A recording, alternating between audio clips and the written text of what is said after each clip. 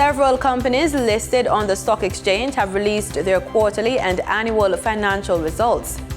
Innovative Energy Group Limited, trading as Energy, has reported an unaudited net profit of $12.29 million for the 6-month period ending December 31, 2024. Jamaica Teas Limited posted its unaudited first quarter results, revealing a net profit of $65.09 million for the period ending December 31, 2024.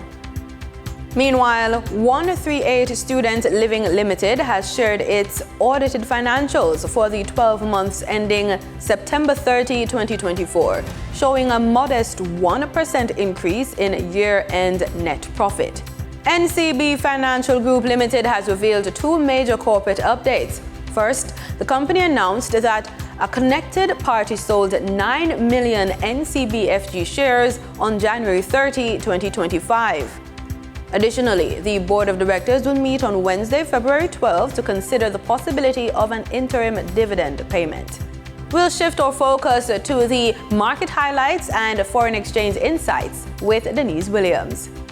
For the trading period ended February 4, 2025, these were the most actively traded stocks. Logistics and wharf operations firm Kingston Wharves Limited with 7,325,025 units traded, representing 31.28% of market sales volume. Toll road operator Trans-Jamaican Highway Limited with 3,775,014 units traded, representing 16.12% of market sales volume. Investment firm Sagicor Select Funds Limited Financial with 1,662,442 units traded, representing 7.1% of market sales volume. We now shift our focus to the Forex market rate set by the Bank of Jamaica. On February 4, 2025, the Bank of Jamaica reported US $51.83 million purchased and US $74.41 million sold by Forex traders.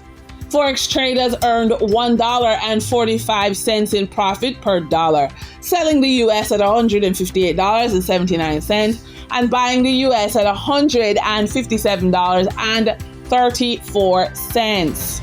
The Canadian dollar netted Forex traders 89 cents per transaction, with selling at $110.08 and buying at $109.19. The British pound yielded Forex traders $1 in profit, with selling at $198.27 and buying at $197.27. Time now for the credit tip of the day. A higher credit score means lower interest rates, better loan terms, and more financial flexibility. The goal is to get to 850, which is the highest score available. Here are some options. Diversify your credit mix. If you only have credit cards, consider a small installment loan to boost your profile. Keep old accounts open. The longer your credit history, the better. Don't close old credit cards, even if unused. And that wraps up today's business report.